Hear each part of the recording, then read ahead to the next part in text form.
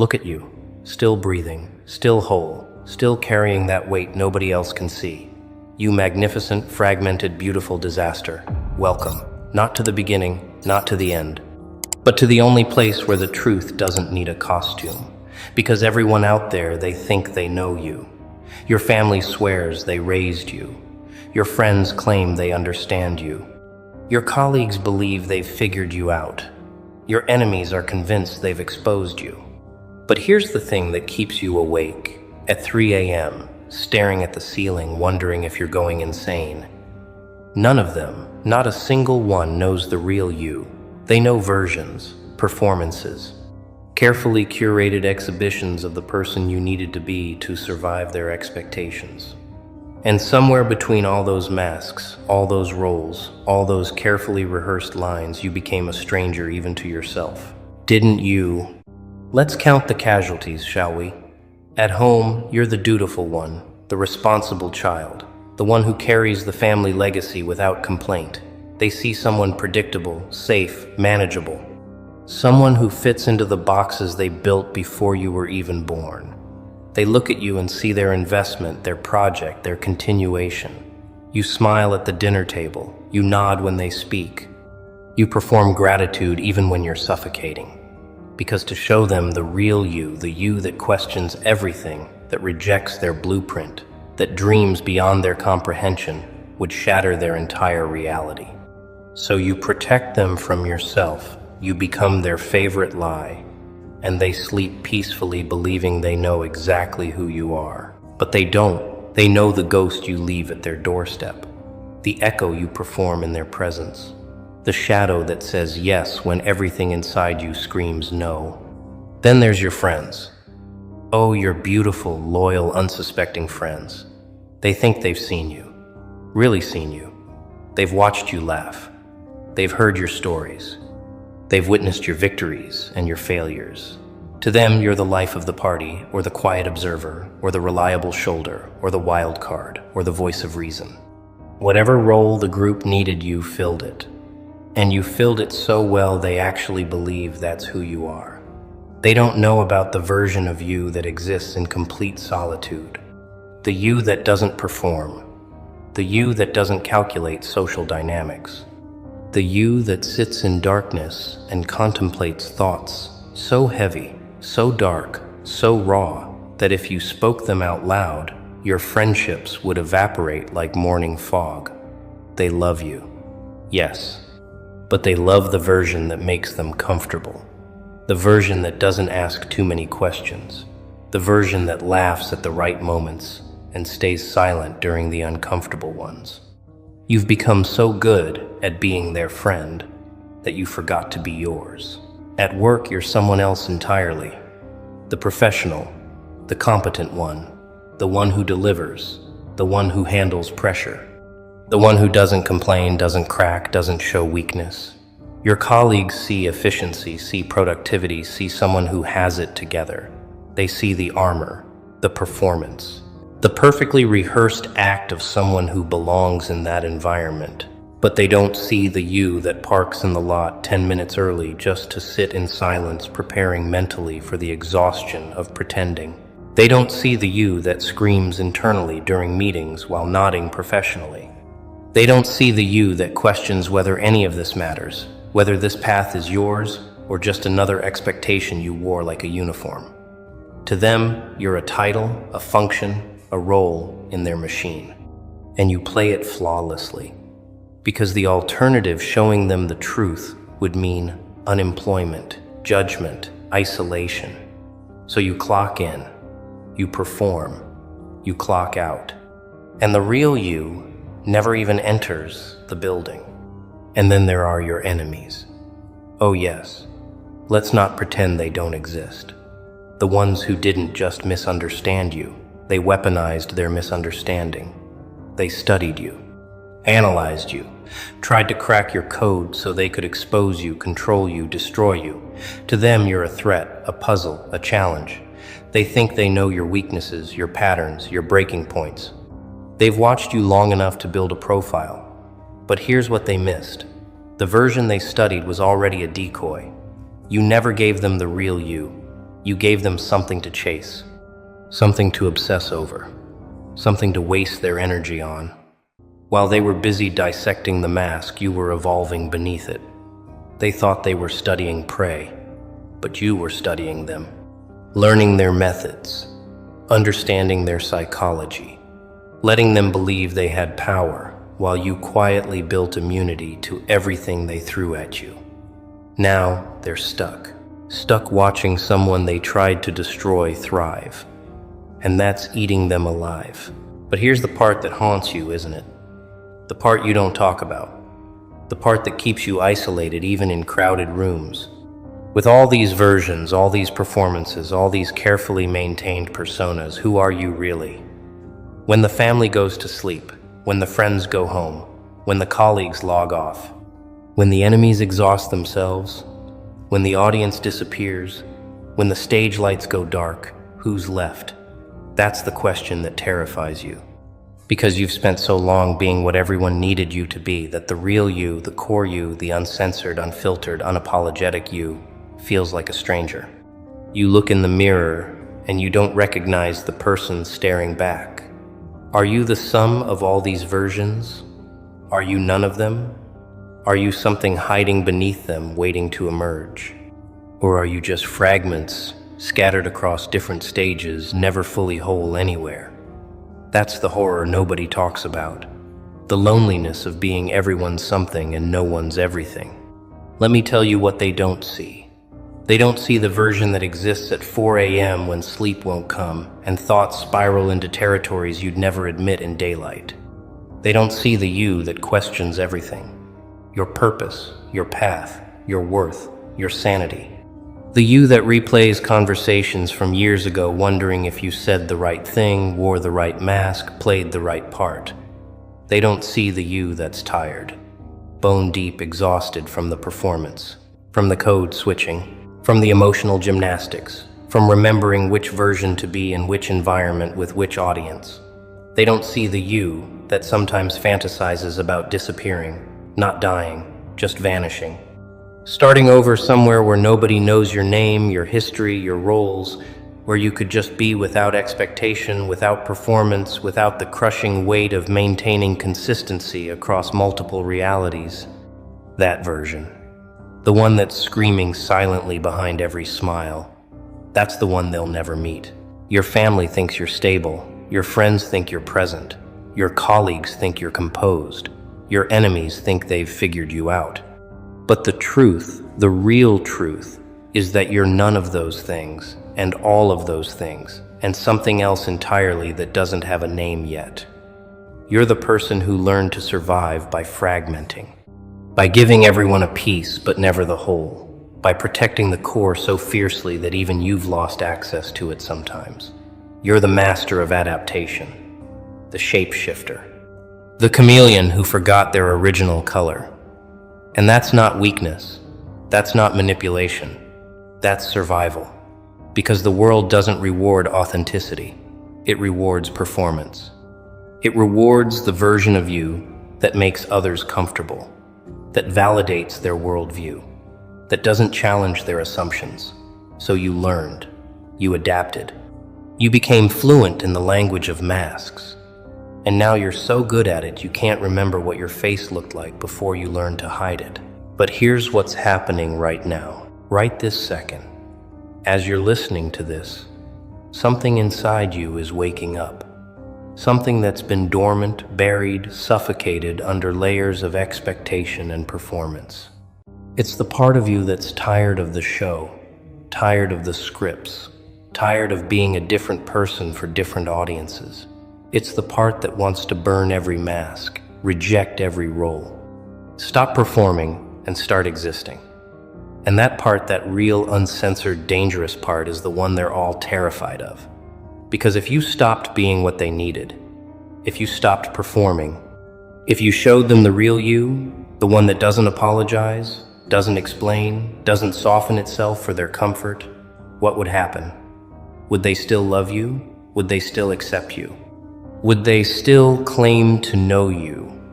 Or would they finally admit that they never did, that they loved the performance, not the performer. Here's the secret they don't want you to discover. The real you, the one beneath all the versions, is not palatable. It's not convenient. It's not what they signed up for. The real you has thoughts that make people uncomfortable, has desires that don't align with their expectations, has boundaries that feel like rejection to those who benefited from your lack of them, has darkness that doesn't fit their narrative of who you should be, has strength that intimidates those who preferred you weak, has silence that unnerves those who needed your words to validate them. The real you doesn't perform gratitude for things you didn't ask for, doesn't smile through disrespect, doesn't shrink to make others feel bigger, doesn't explain itself to people committed to misunderstanding.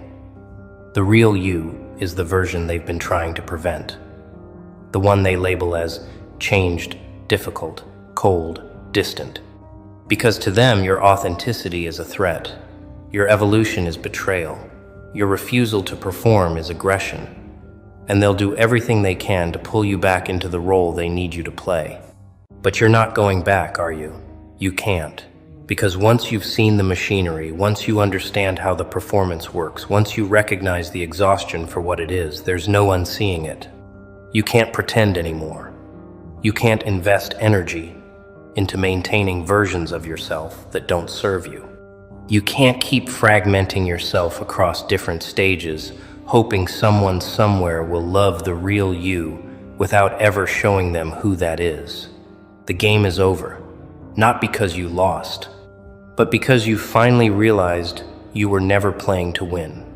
You were playing to survive. And survival isn't living, it's existing. And you're done existing. You're ready to live. Even if it means living alone. Even if it means losing people who only loved your performance. Even if it means becoming the villain in their story. Because at least the villain is real. At least the villain stopped pretending. So let's talk about what happens next. What happens when you stop performing? First, they'll notice. Oh, they'll notice immediately. Your family will sense something different. You won't laugh at their jokes the same way. You won't engage in their drama. You won't carry their emotional baggage anymore. And they'll ask what's wrong. They'll tell you you've changed. They'll try to guilt you back into the role, but you won't budge. Because you finally realized that protecting them from the real you was never love. It was self-abandonment. Your friends will feel the shift too. You won't show up to things that drain you. You won't pretend to care about topics that bore you. You won't perform enthusiasm for their benefit, and they'll call you distant, detached, not the same person. And they'll be right. You're not. Because the person they knew was a character, and the show just got canceled. At work, you'll stop overextending, stop proving yourself, stop performing loyalty to systems that would replace you tomorrow. And they'll label you difficult, uncommitted, not a team player. Let them. Their labels don't define you anymore.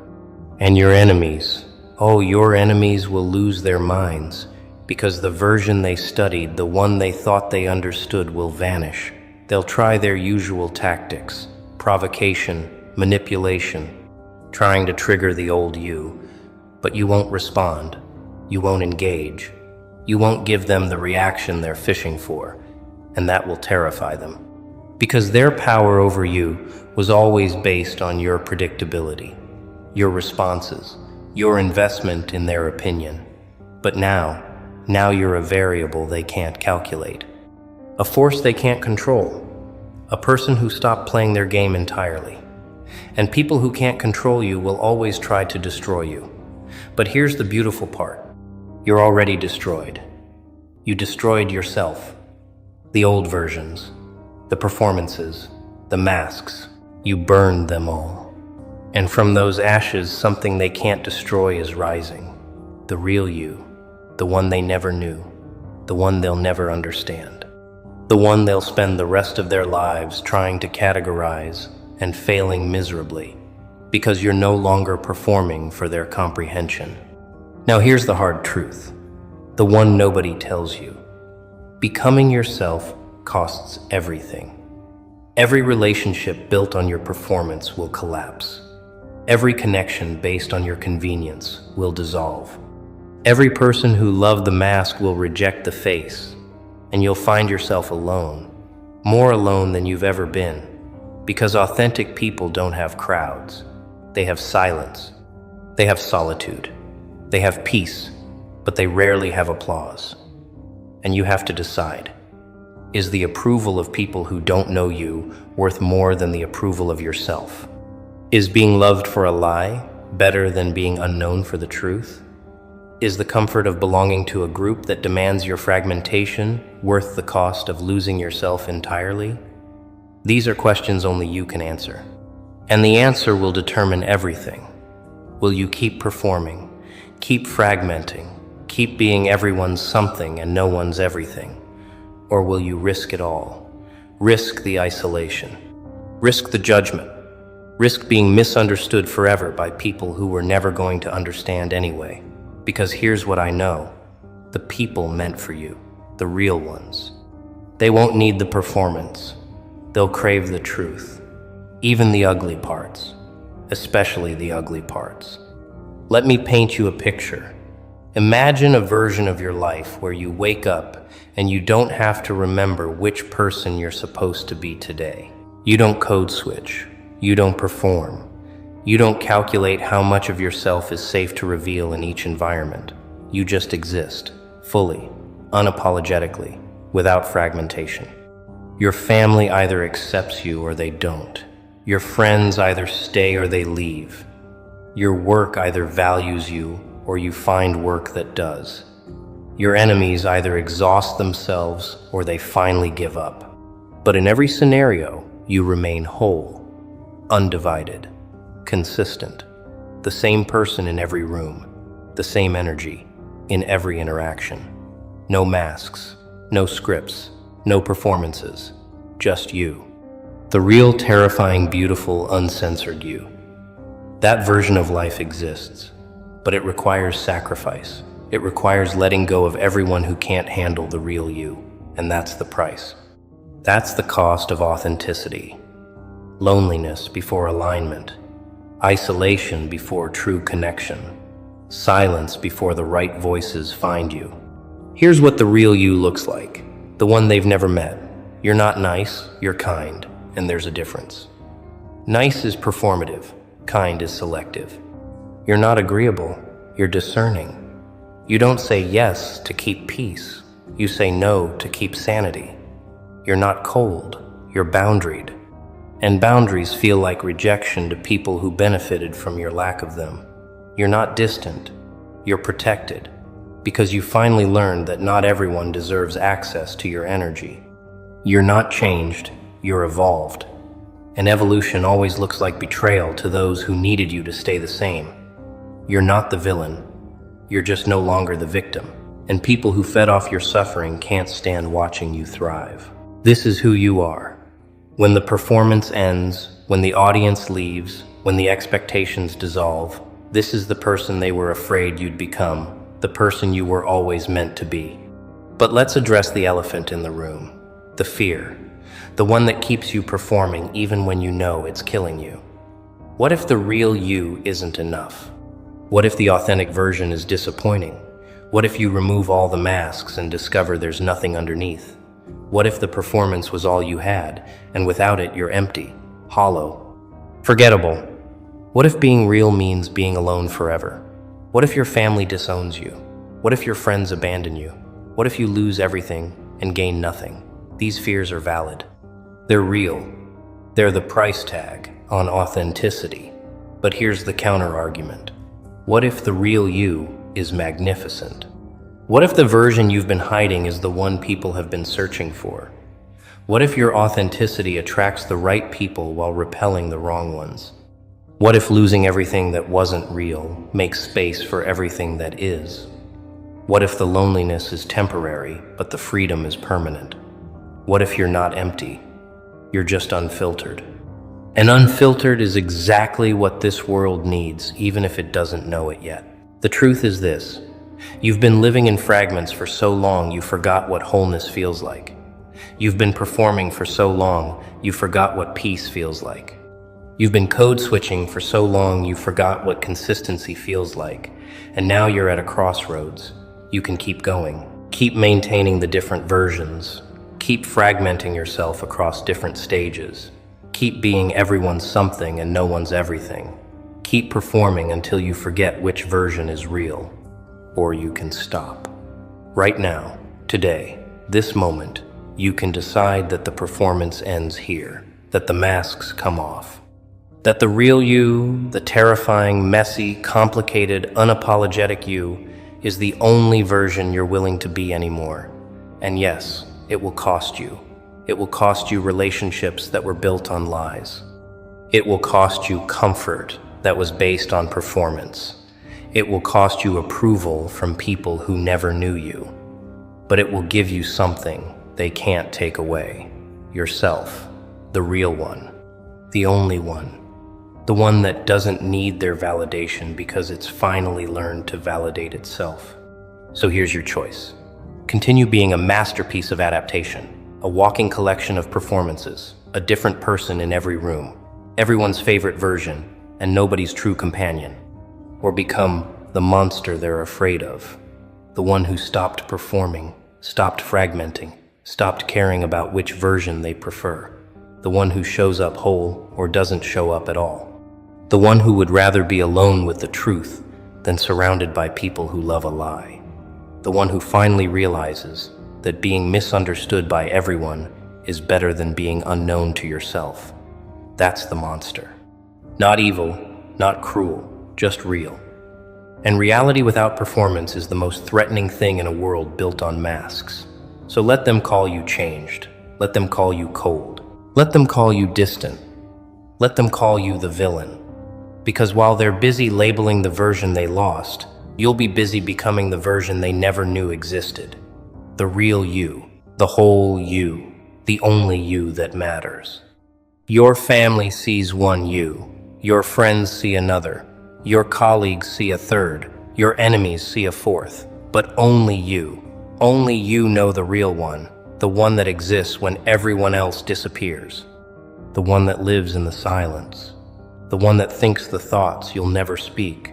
The one that carries the weight nobody else can see. That one, that's the one that matters. That's the one worth protecting. That's the one worth becoming. Even if it means everyone else stops recognizing you. Even if it means walking alone. Even if it means being the monster in their story. Because at least monsters are real. At least monsters stop pretending. At least monsters chose themselves. And in a world full of performances, in a reality built on masks, in a society that rewards fragmentation, choosing yourself, the real fragmented, complicated, unapologetic yourself, that's not monstrosity, that's liberation, that's revolution. That's the only way to live. So stop performing, stop fragmenting, stop being versions, be the whole, be the real. Be the monster they fear, because that monster is you, the only you, the real you. And that you, that's the masterpiece they'll never understand. Forever. No apologies, no explanations, no performances, just you. Finally, fully, fearlessly. You.